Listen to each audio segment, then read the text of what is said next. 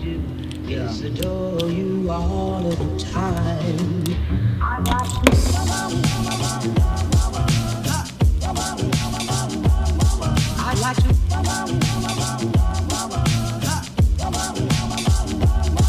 I'd like to love you every day.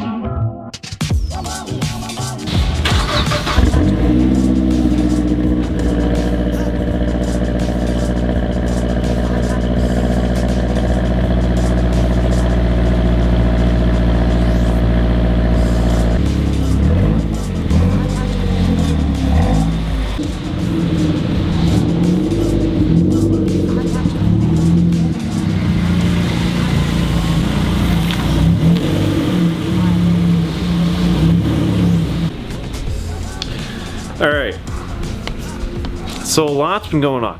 Sorry guys, what is going on and how are you guys doing today? So a lot has been going on. If you guys saw my Instagram post, you guys would know that I'm going to chat a little bit before we start today's video. Just very quick. You guys don't have to listen, but it's fine. I've been gone for a while. I haven't uploaded a video in like a week, and my Instagram's been like super dead as well. But I got a little bit of explanation. So we're going to start off by saying the second gen Speed, it's not my car, but is going to be here full time.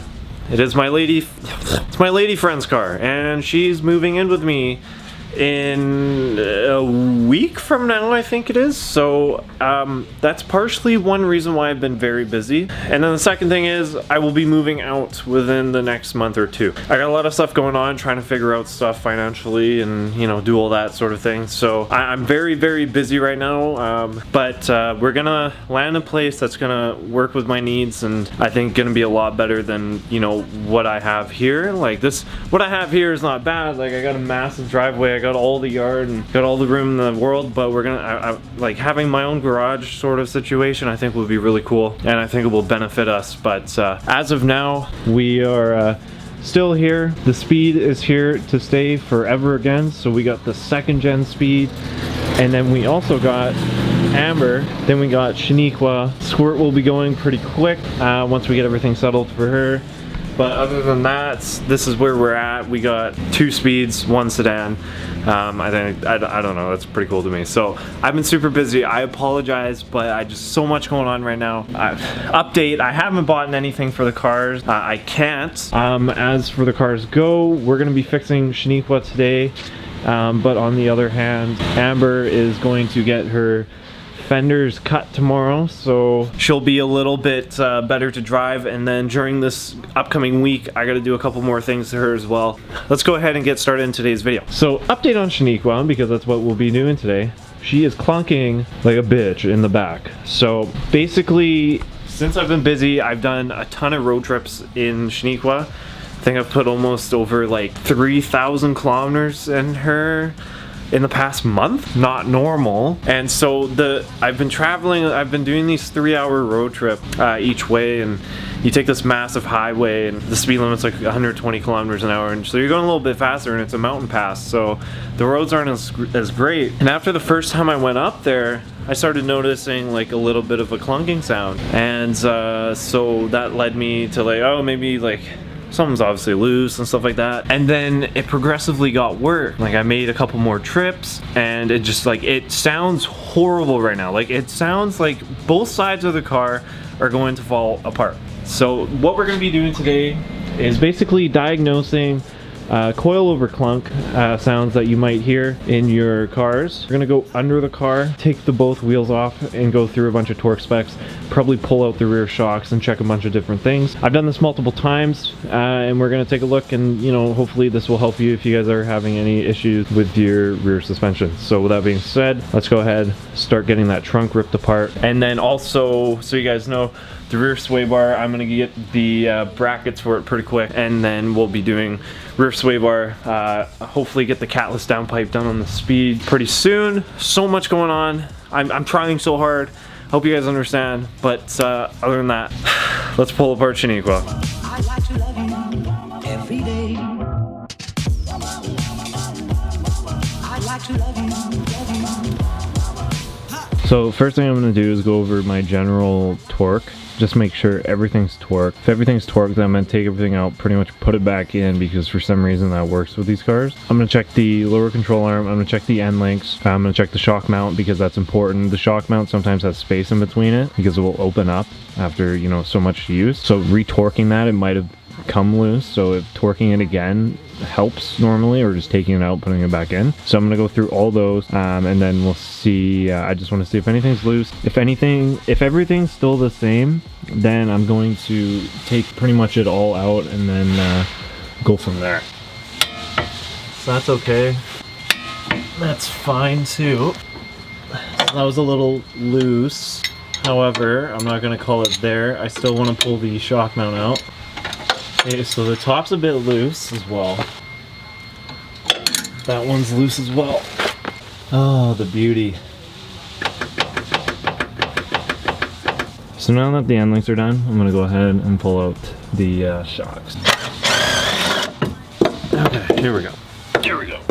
A quick test to see these are blown. Looks like they're still good. No problems there. I'm gonna go ahead and retighten the top. Go ahead and put these back in. I'd like to love you, if I may, if I may. I'd like to love you.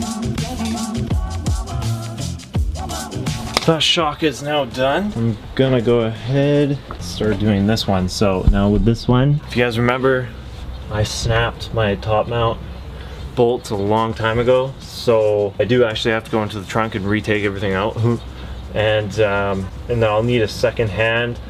Samer's supposed to be coming, so he'll be able to help out with that, but we're gonna go ahead and take this out because it should be easy enough, and then when he gets back we'll go ahead and put this in. Other than that, hopefully it stops clunking. Okay, so I quickly just kind of pulled it out and then put it back in without like totally taking everything out. I put the trunk back together, and now I'm going to go ahead and put the wheels on, lower it, and see if we're good to go. I'd like to love you. I'd like to love you night and day, if I may. Alright gentlemen, the car is back together. I'm gonna find my keys. Probably left them inside the car somewhere. I have no idea where I put them. Ah, there we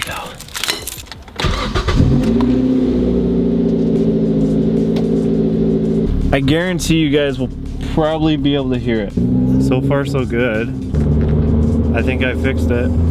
I have fixed it. Problem has been fixed. Here we go. Ah, yes. No!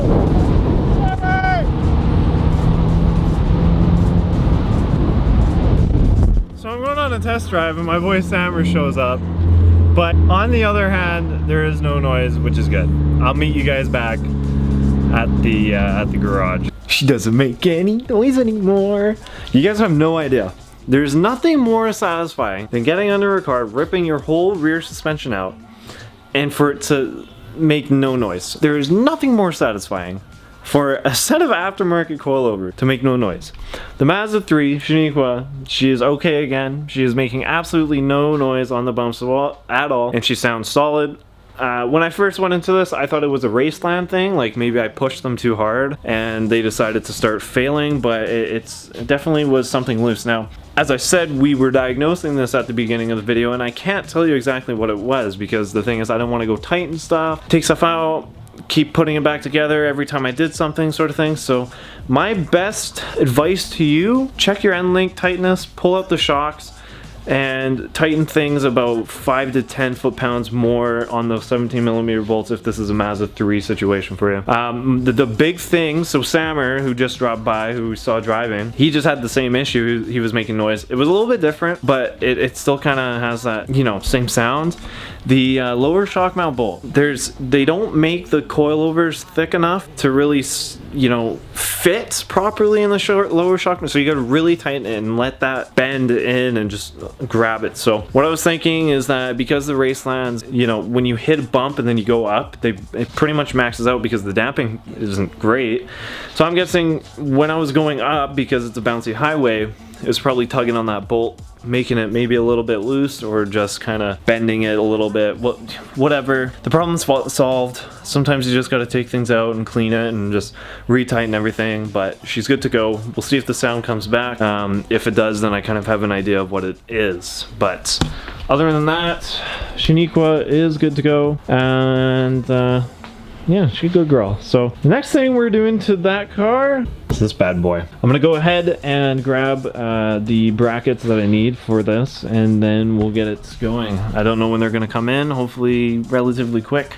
But other than that, but anyways guys, thank you for sticking around through these busy times for me. I hope you guys enjoyed today's video. If you did, make sure to hit that subscribe button for more content with the 2 Mazda speeds and the Mazda 3. We're gonna finish up Squirt pretty quick too as well. Other than that guys, keep it real. I'll see y'all in the next one.